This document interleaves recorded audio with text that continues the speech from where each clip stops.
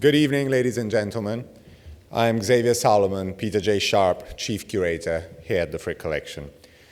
In recent years, as our world is truly becoming a global entity, art historical interest has shifted more and more towards different regions of the world, and especially to explore and try and understand how countries as far away as Peru, Mexico, Spain, France, England, the Philippines, India, China, Japan, interacted at different points in modern history. This is very much part of our shared history and has shaped in many ways the ways in which we live today. In 2011, the Frick Collection acquired an extraordinary piece of Sèvres porcelain, the so-called Vase Japon, which is currently on view in our exhibition From Sèvres to Fifth Avenue, French Porcelain at the Frick Collection. Even though its name links this incredible and beautiful piece of porcelain to Japan, its design derived in fact from Chinese models and from designs from the Imperial collection that were transmitted in book and print form from China to 18th century France. One of these volumes belonged to Henri Bertin, the Secretary of State of King Louis XVI, who was also directly involved with the porcelain production at Sèvres. This is one of many stories of exchange between Europe and Asia, which resulted in works of art that are exhibited here at the Frick Collection, a museum where finding an Italian Renaissance painting next to a French piece of decorative art, a Persian carpet, and a Chinese porcelain vase is an integral part of the character of the house here at 1 East 70th Street and of the type of research and exhibitions we promote. Tonight's speaker, Professor Kristel Smentek from the Massachusetts Institute of Technology, is one of the preeminent experts in this field. She is also a friend of the Frick Collection and a great personal friend, as we both shared an office on the third floor of this building for a year, as we were both Andrew W. Mellon Curatorial Fellows in 2005 to 6. Professor Smentek studied at the University of Delaware, where she completed a PhD dissertation on the celebrated 18th century drawings collector, Pierre-Jean Mariette, which has recently been transformed into a marvelous book, Mariette and the Science of the Connoisseur in 18th Century Europe, published by Ashgate in 2014.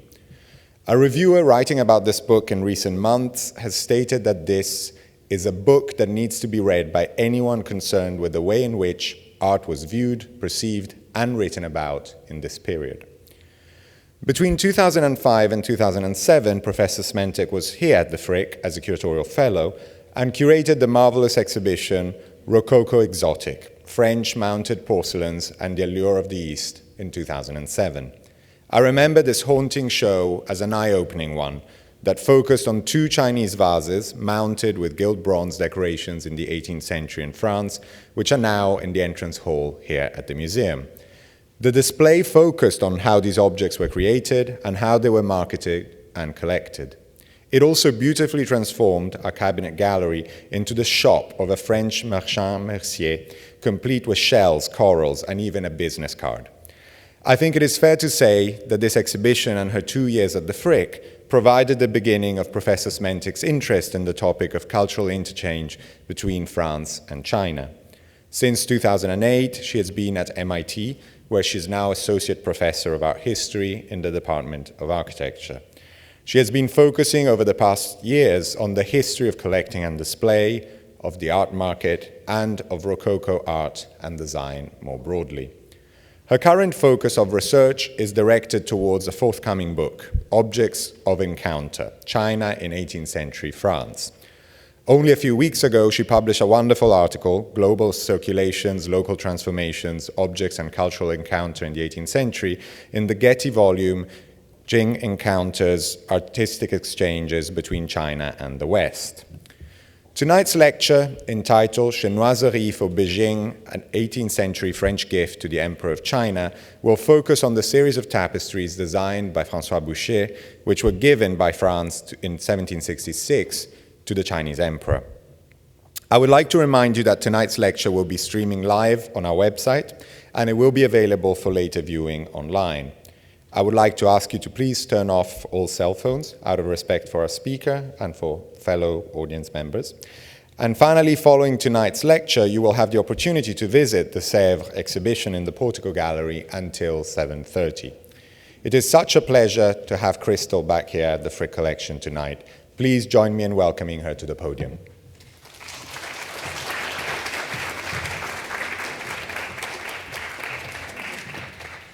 Thank you so much for that very generous introduction. I hope I can live up to that.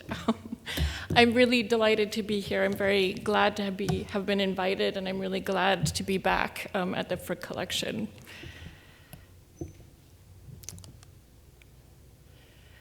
So in 1742, the artist François Boucher exhibited 8 Chinese-themed paintings at the Salon, the annual public art exhibition held in the Louvre Palace in Paris.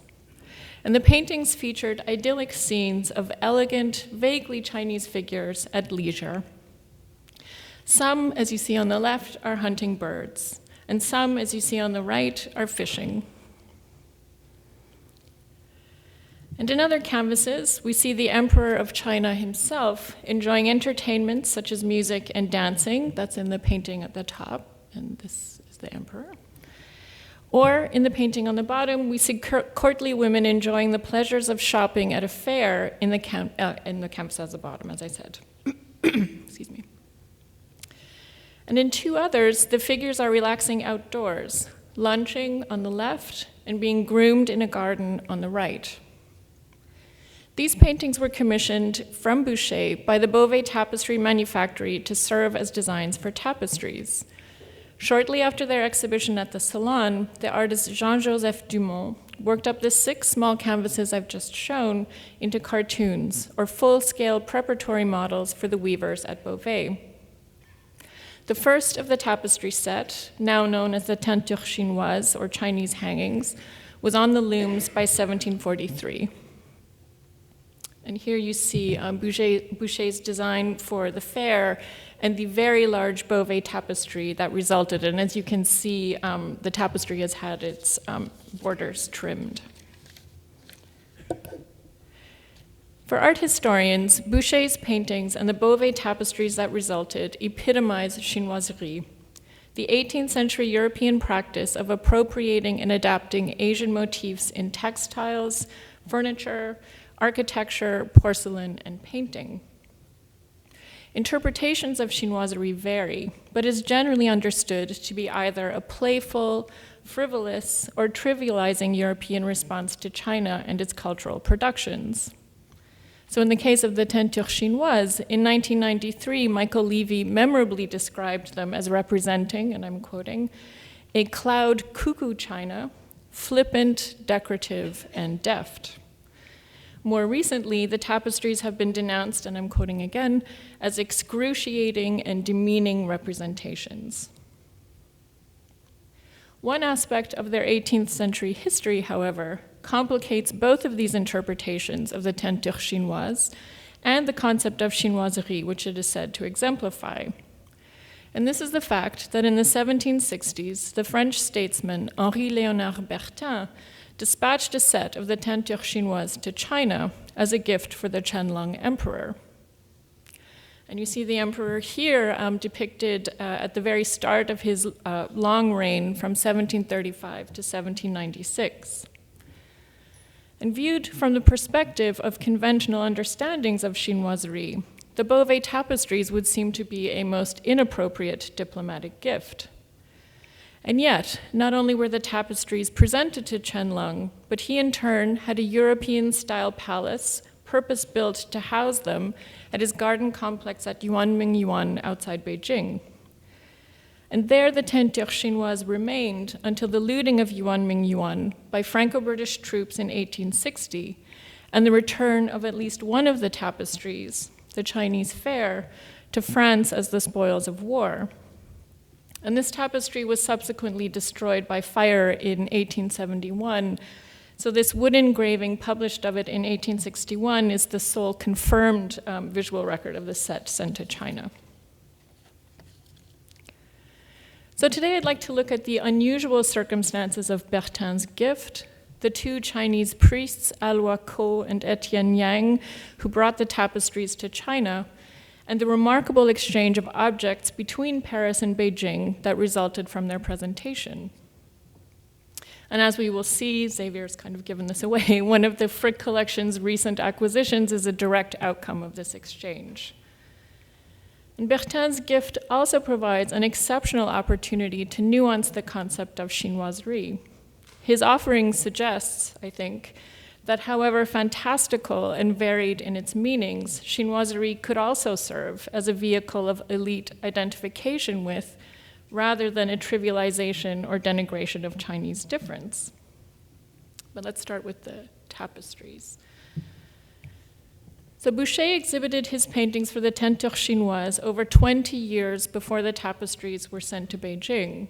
So in other words, Boucher and Dumont did not design the Tentures Chinoises with their eventual imperial recipient in mind. Instead, the French artist's Chinese-themed pastorals catered to the tastes of such wealthy Europeans as Don Philippe of Spain and the French financier Pierre-Onésime Bergeret, both of whom purchased sets of the Chinese hangings, and Count von Moltke, the Dane, who received the Tentures Chinoises as a gift from King Louis XV in 1759. So a complete set, Qianlong was given a complete set of the Tentures Chinoises, and this would have comprised the Chinese fair, which measured an impressive 6.64 meters in width and almost 4 meters in height.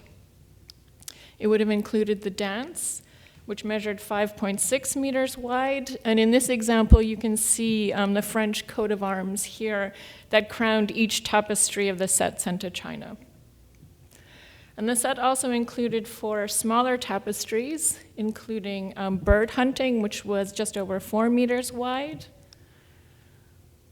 Chinese fishing, which was also just over 4 meters wide,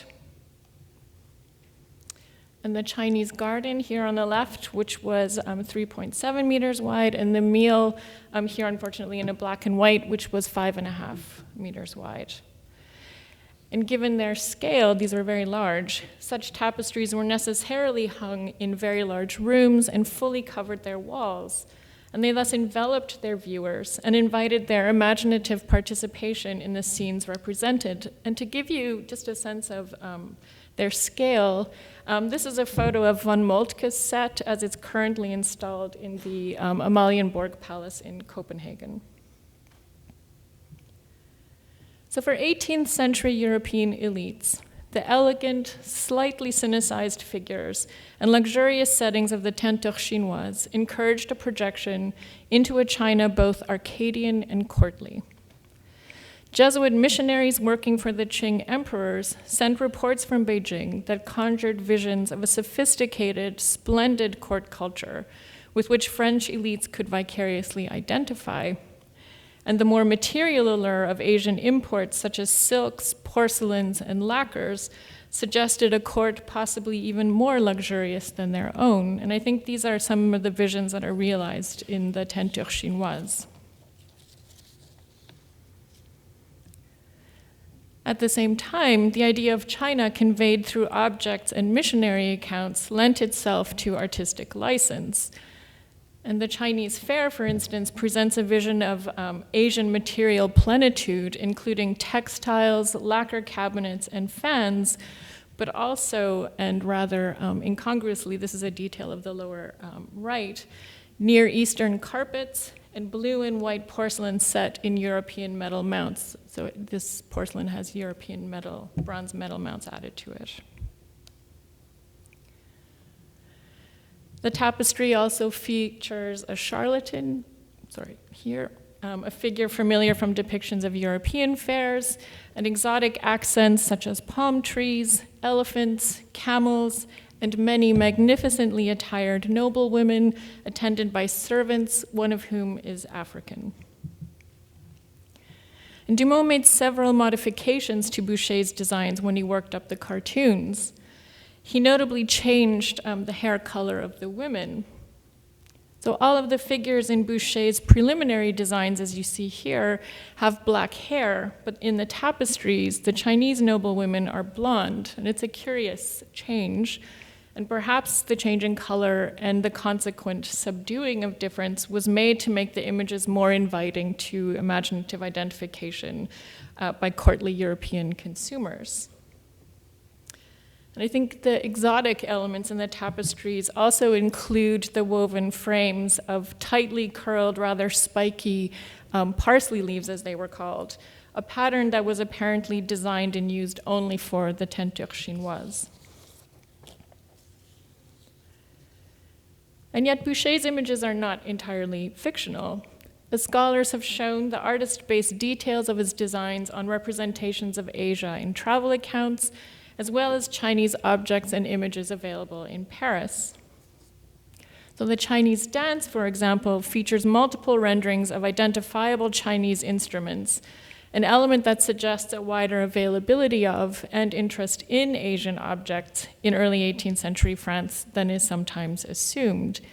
And these instruments include the stringed zither here, and the long-necked, I can't really see, the long-necked Chinese lute, these instruments that are played by the two seated women, as well as this percussion instrument here, which played by the male musician in the foreground. And some of Boucher's sources may have been in his own collection. Boucher was an inveterate collector, and the catalog of his estate sale, published in 1771, contains a dizzying enumeration of objects from Asia, including porcelains, lacquers, bronzes, and jades. And he also owned instruments, among them a Chinese free reed mouth organ, which is perhaps what this instrument in the foreground is. So according to Boucher's sale catalog, he owned a rather beautiful one, and according to his colleague Gabriel de Saint-Aubin, Boucher would occasionally play it. And what you're seeing here at the lower left is Saint-Aubin's sketch of a Chinese red clay teapot that was for sale at auction in 1782. And in his caption below, he noted that the teapot's form reminded him, quote, of those Chinese instruments that we have seen in several collections, notably that of Boucher, who en tirait des airs, or who played tunes on it.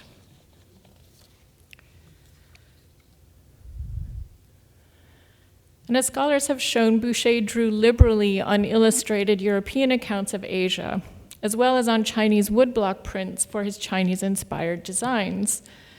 And the most obvious borrowing in the Chinese fair is the woman in a rickshaw at center, which is a motif based on an illustration from Arnoldus Montanus's 17th century account of a Dutch embassy, not to China, but to Japan, that was published in 1669.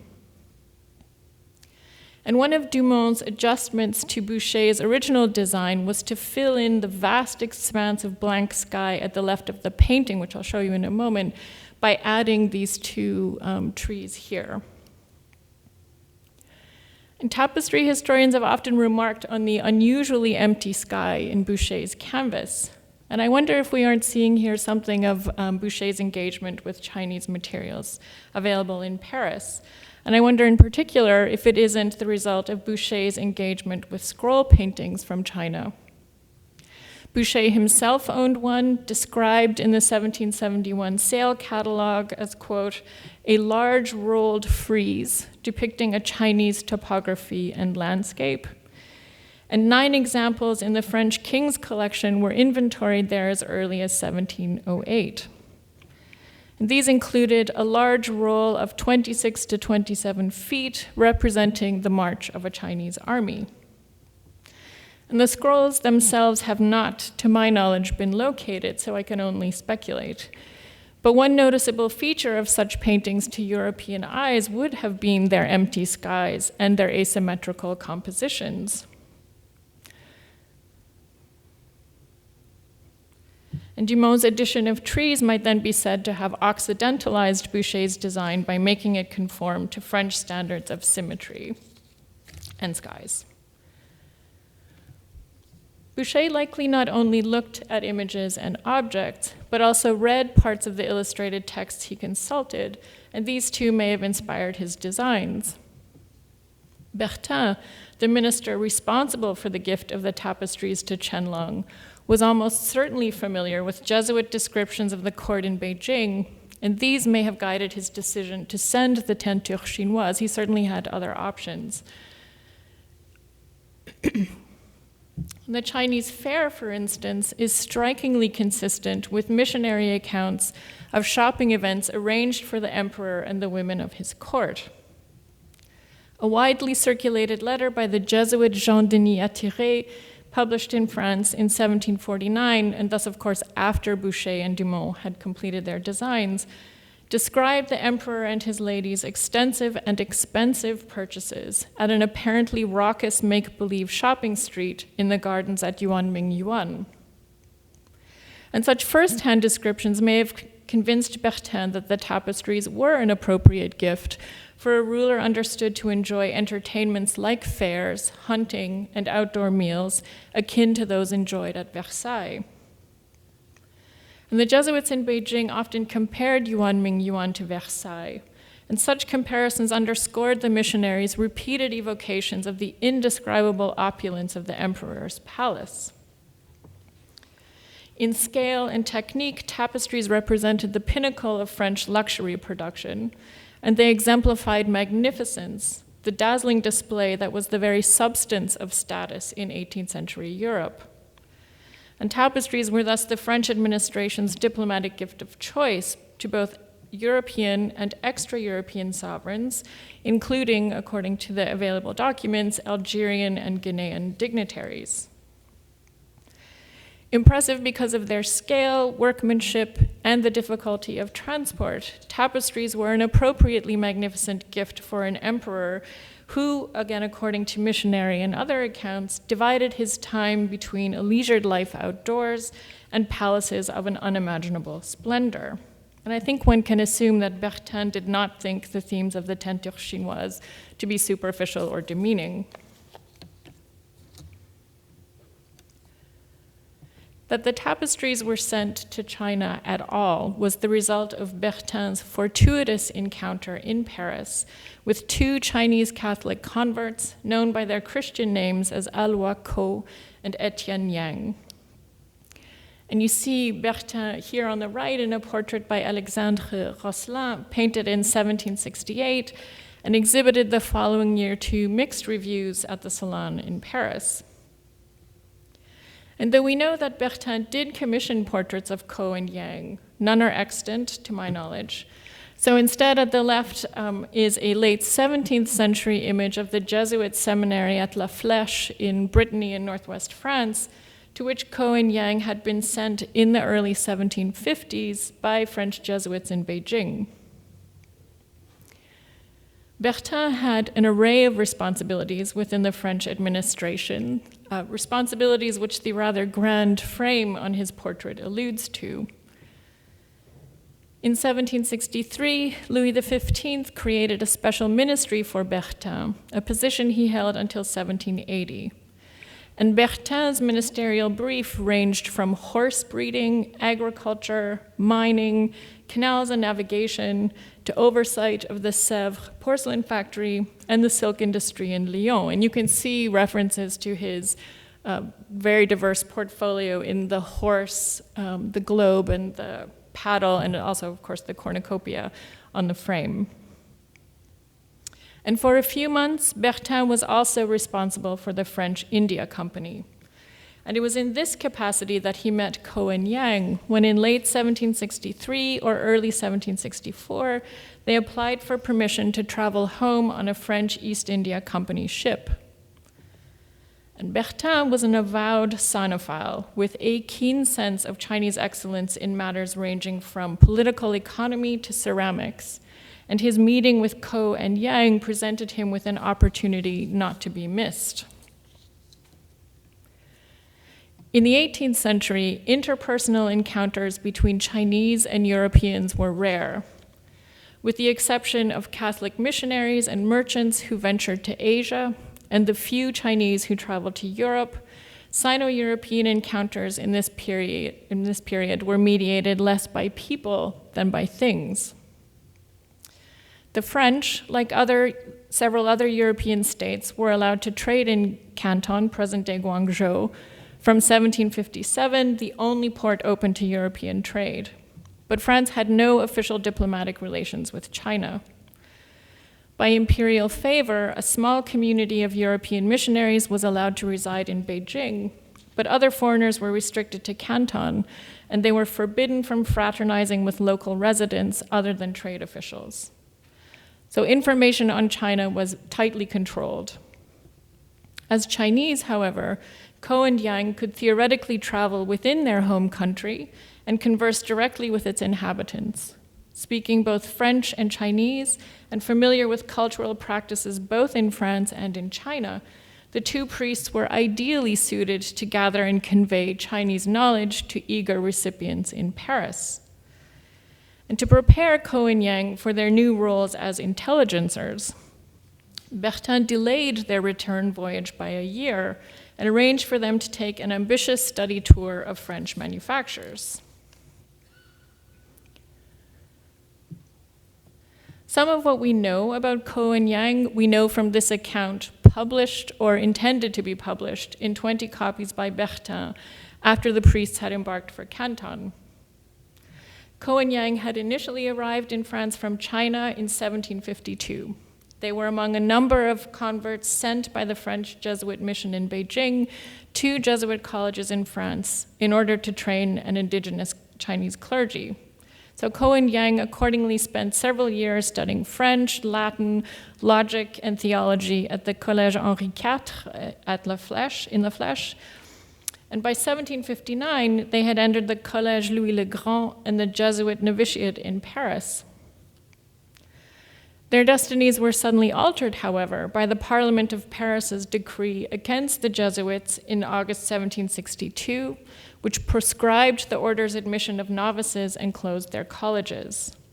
And this was the prelude to the complete suppression of the Society of Jesus in France in 1764. Bereft in a foreign country without resources or sponsors, the two Chinese ecclesiastics were brought to the attention of the French administration and supplied with a pension. When maritime trade resumed after the end of the 7 Years' War in 1763, the recently ordained priests requested free passage back to China on a French India Company vessel. Motivated by his official responsibilities and his personal interests, Bertin promptly organized tours for Ko and Yang of such French luxury manufactories as the Sèvres porcelain factory, the Savonnerie carpet, and the Gobelin tapestry workshops, and the silk weaving establishments in Lyon. The ultimate goal was to train Ko and Yang to advocate for French luxury industries in China, while also gathering vital intelligence on Chinese arts and manufactures, both for the good of humanity, as Bertin grandiloquently put it, but also to further French political and economic interests. And it must have been an exhausting time for the priests. They were made to observe papermaking and the production of pins, visited foundries, enameling workshops, and the Imprimerie Royale. They were also given lessons in electricity, which according to Bertin, I'm quoting, is possibly the only subject unknown or little known to China. And to aid in the reports they were to send from China, it was essential that Ko and Yang learn to draw, because, as Bertin put it, images were infinitely more instructive than verbal descriptions of such things as textile looms, instruments, or plants. An ornament designer by the name of Parisset was assigned to be their drawing master, and over their short course of instruction, they were given both European designs and Chinese works on paper to copy. And some of the priests' efforts are bound into a volume of Bertin's correspondence where they remain, and these are Yang's copies of floral ornament. Ko and Yang also copied landscapes, and they learned to make prints. Bertin noted that after a few months, they were capable of etching views of Chinese landscapes, a claim borne out by their extant printed copies after woodcuts from, Chinese speakers will forgive me, the Yushi Gengshi II, Pictures of Tilling and Weaving, a book on rice cultivation and sericulture, first published in Beijing in 1696. And in this etching, Ko or Yang, it's unclear who did this one, combined elements from two plates in the Chinese publication, taking the figure and water buffalo from the plate at the top and merging it with the landscape from the bottom image, which you see in reverse in the print. And as Perenstein has shown, this same publication, the pictures of tilling and weaving, was a publication that Boucher also consulted. Presumably, Ko and Yang were schooled in both Western European and Chinese conventions of representation, the better to report back on Chinese design and industry. Ko and Yang had little say in the delay of their return to China or their participation in the instructional program devised for them. They were beholden to the French crown for financial support and for their passage home. And negotiating their new situation apparently required subterfuge. As part of their French study tour, Bertin required Ko and Yang to submit extensive written accounts to him of what they had seen, and in which they compared their observations with what they knew of Chinese tastes and manufacturing.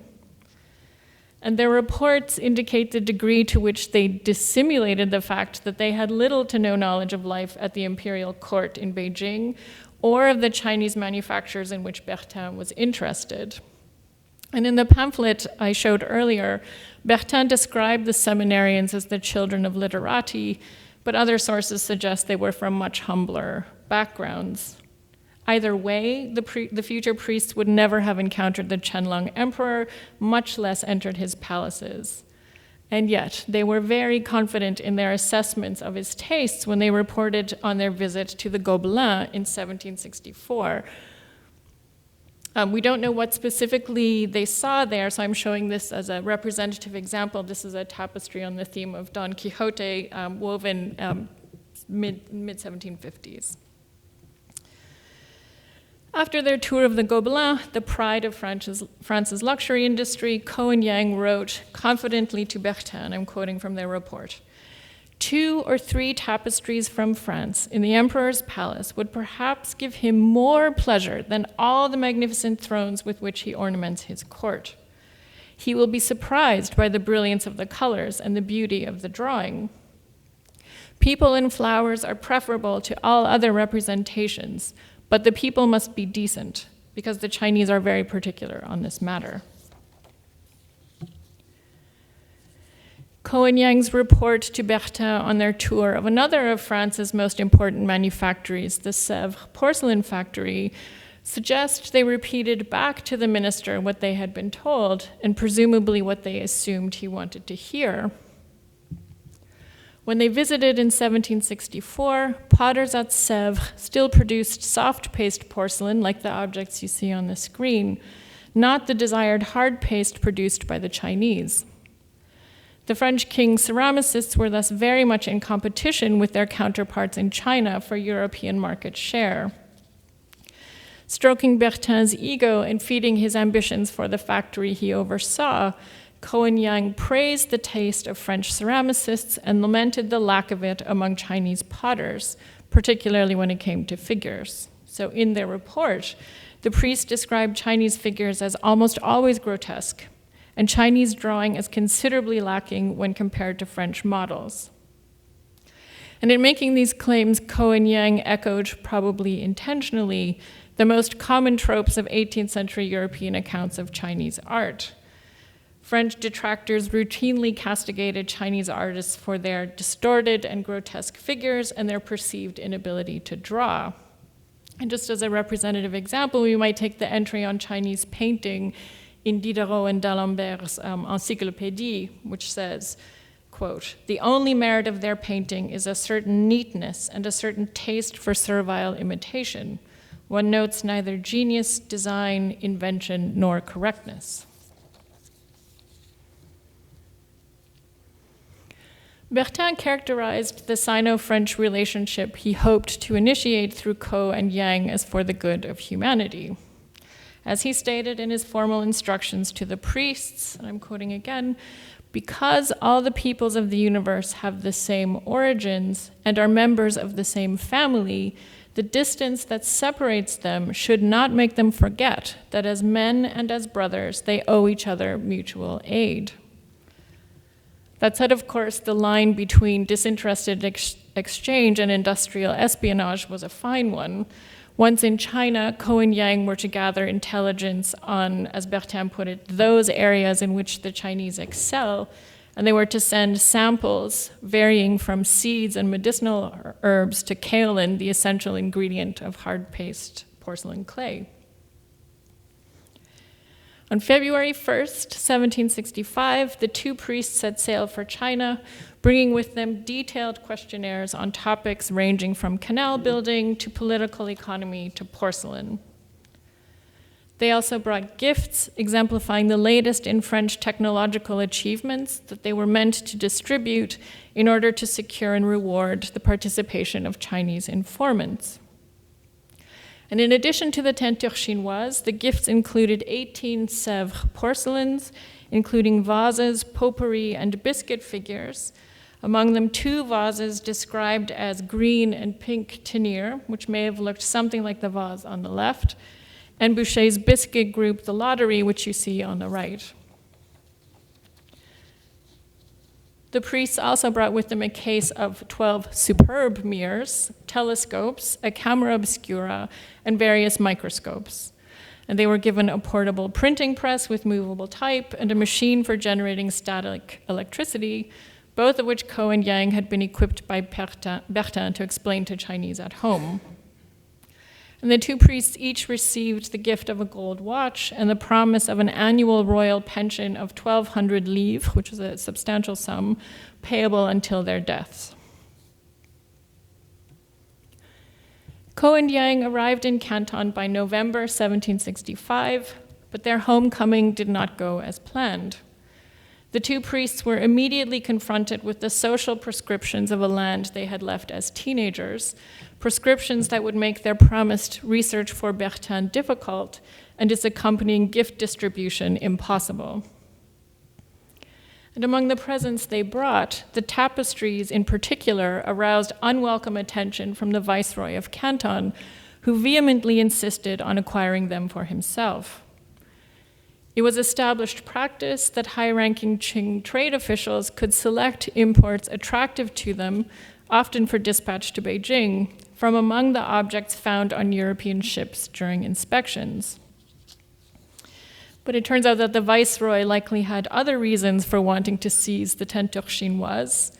He or his administrators had apparently failed to communicate the Qianlong Emperor's earlier commission for European tapestries to foreign traders in Canton. And when Qianlong finally received the teinture chinoise, his officials wondered why the dimensions of the tapestries differed from those requested by the emperor a few years before. But the Viceroy could also insist, because the tapestries were not an official diplomatic offering from the French sovereign to his Qing counterpart. Such a gift would have been brought by an ambassador and would not have been subject to the same inspections as commercial goods. Bertin's fortuitous meeting with Ko and Yang had allowed him to circumvent diplomatic protocol and the thorny questions of ritual and precedence that an official French embassy to Beijing would inevitably entail. And so what he did was use Ko and Yang as intermediaries, and the tapestries thus functioned as a form of what we might call soft diplomacy, in which the unofficial gift, presented by unofficial envoys, was intended to open lines of communication between the Qing and French courts without the envoy of a formal embassy. Because of Qing restrictions on exchange with foreigners and on subjects traveling outside China, the identities of the tapestry's owners could not be revealed without serious consequences for the French India Company and the priests. Ko himself recognized that he and Yang had not fully understood that the kind of interpersonal contact Bertin envisioned for them in China was impossible. And I'm quoting now from a letter that Ko wrote to Bertin shortly after his return. It is not as easy to talk to people here as one thinks in Europe, and as we ourselves believed when we were in France.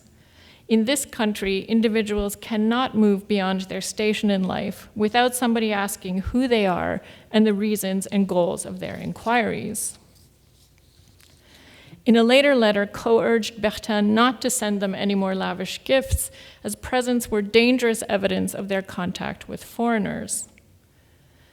Beyond this passage, Ko never alluded to the full extent of the challenges he and Yang faced in China. But Michel Benoit, the Jesuit who had initially educated the priests in Beijing, was far blunter. In a letter to Bertin written in 1766, Benoit made clear that Ko and Yang could never hope to present the tapestries to the emperor, and he urged Bertin to realize that his project for them put their lives and the lives of those who helped them at risk. Ko and Yang had already contravened the emperor's ban on Chinese travel abroad. They had taken on French ideas and manners, and they were Christian, all of which made them deeply suspect. And Yang would, in fact, later be imprisoned in 1787 for his missionary work. The prohibition on Chinese fraternization with foreigners was also a serious one.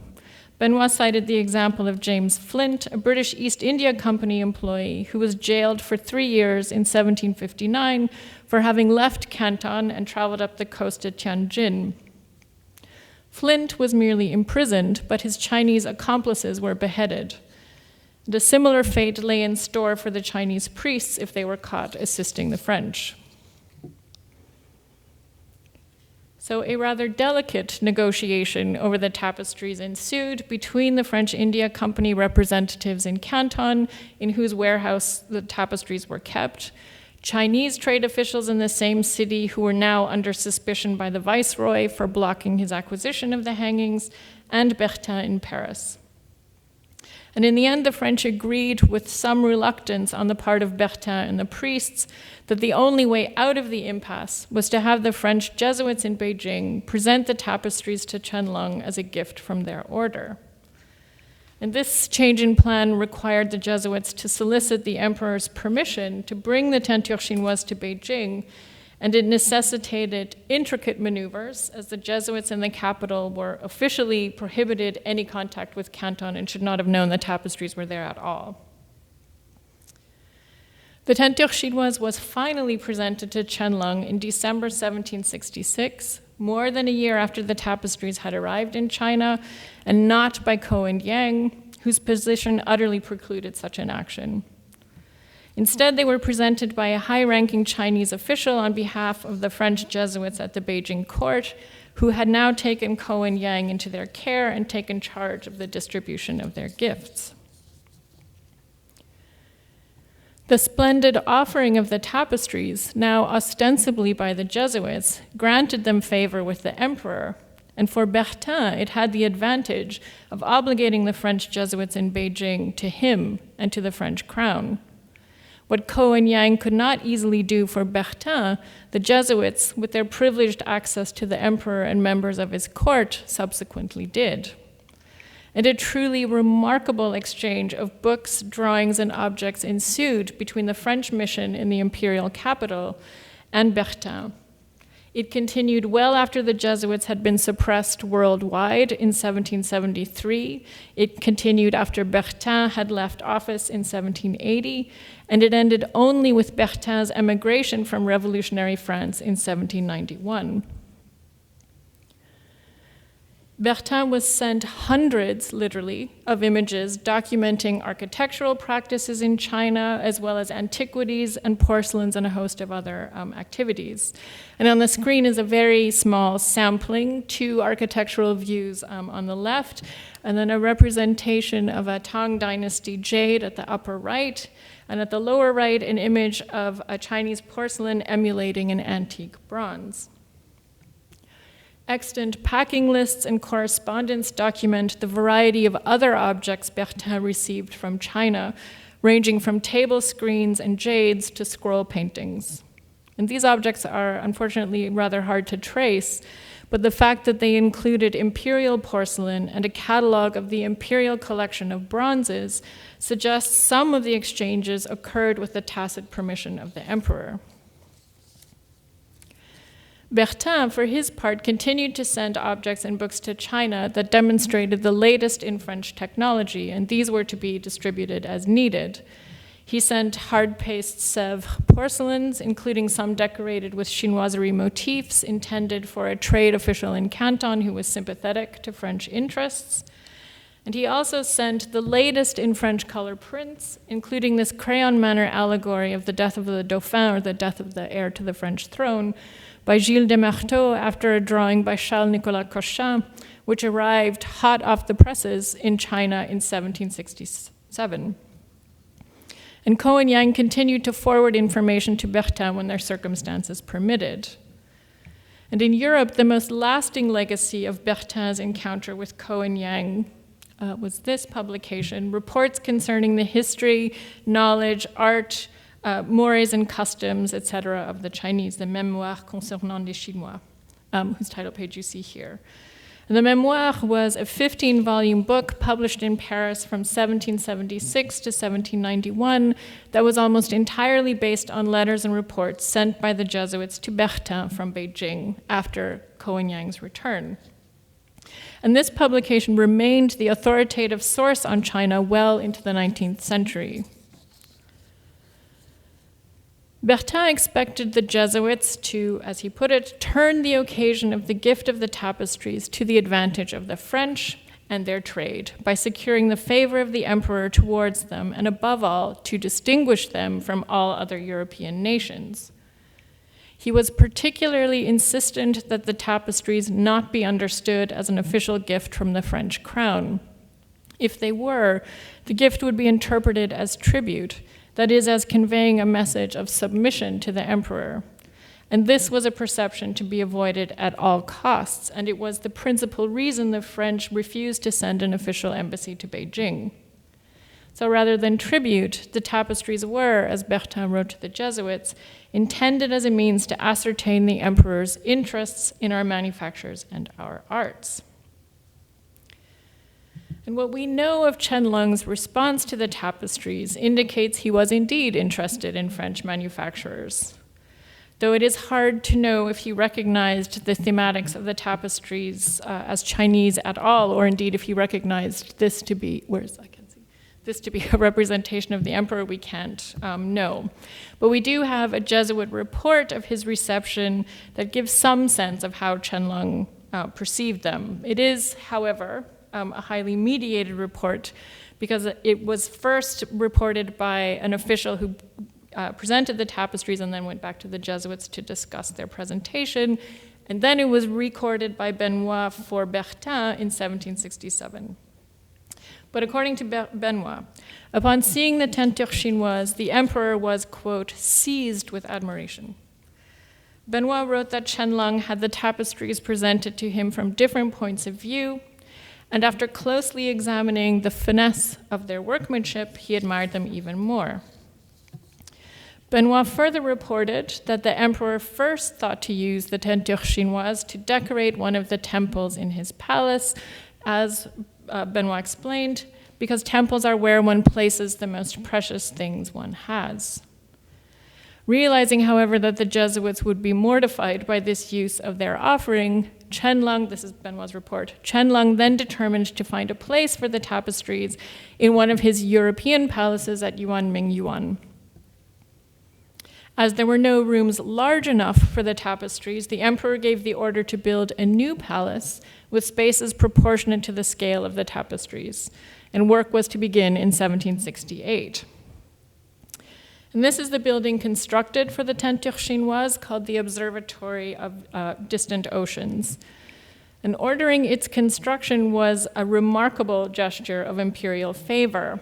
And I wonder if it wasn't a gesture directed to the French king. Court officials in Beijing certainly recognized the splendor of the gift and strongly suspected that it had come from the French monarch. So Benoit reported that he was repeatedly questioned by Qing officials about the tapestries and whether they had come from his king. So the observatory was one of several stone pavilions or palaces designed by the Jesuits, Benoit among them, and erected in a far corner of Yuanmingyuan.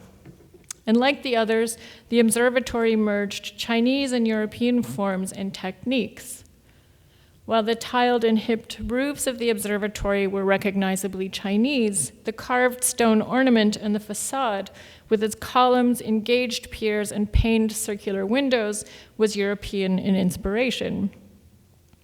And like the other palaces, the observatory was filled with European objects and machines. The palaces were largely destroyed when they were looted in 1860, and they are known today through these engravings, a set of 20 copperplate engravings commissioned by Qianlong from a Manchu artist from 1783 to 86.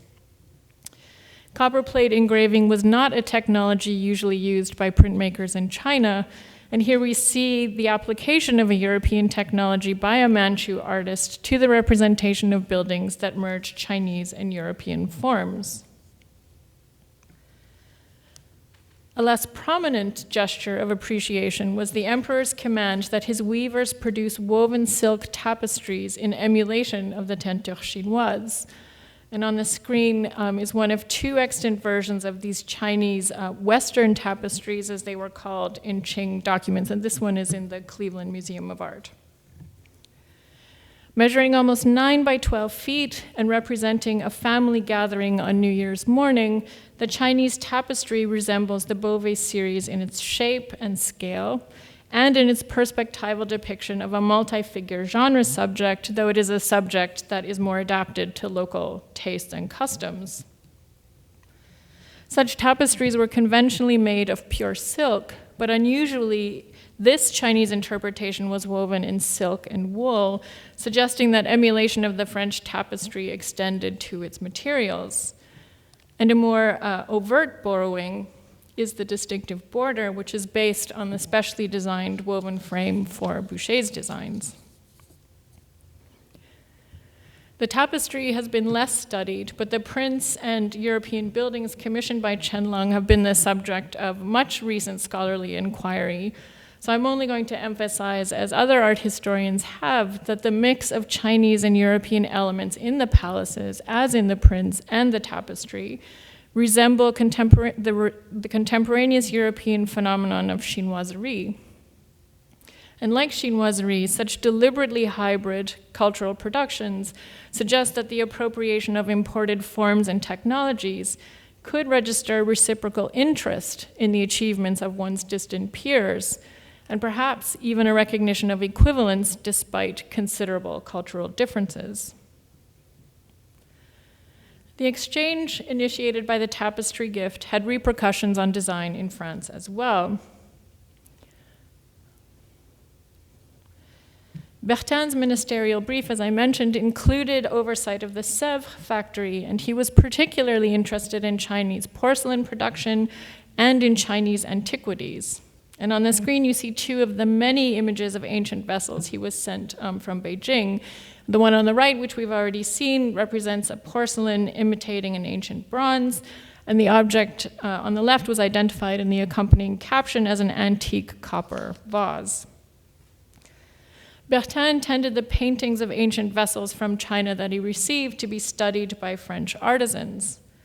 In his letter to Beijing, acknowledging his receipt of 4 volumes of paintings of antiquities, he wrote, "I will have the paintings of ancient vases you sent me examined, and I will let you know what our artists think and what use we can make of them in our manufactures." And through the album sent to him from Beijing, Bertin had learned of the Chinese practice of repeating antique forms in contemporary works and of their medial transfer from antique bronze to porcelain. And his awareness of these practices was likely one motivation for experiments he directed at the Sèvres manufactory in the 1770s and 80s.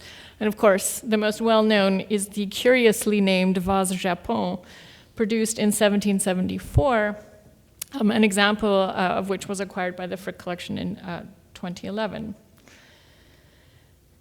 At Bertin's prompting, potters at Sèvres based the form and decoration of the vase Japon on an ancient Chinese bronze from the Han Dynasty, represented in a book sent to him by the Jesuits in Beijing. And this was the Mirror of Antiquities, a 40-volume catalog compiled from 1749 to 1755, illustrated with woodcuts depicting the imperial collection of ancient bronzes in Beijing. And you see, of course, the plate on which the Sèvres vase is based. The catalog was compiled at the behest of the Qianlong Emperor and printed at the imperial presses. And Bertin's ownership of it is a testimony to just how remarkable his exchange with the Jesuits in Beijing was. He was almost certainly the only 18th century European to own a copy of it. But there is a further chapter to the history of the vase Japon. In 1785, 5 years after he had left office, Bertin ordered 2 more vases Japon from Sèvres, intending to send them to the Qianlong Emperor.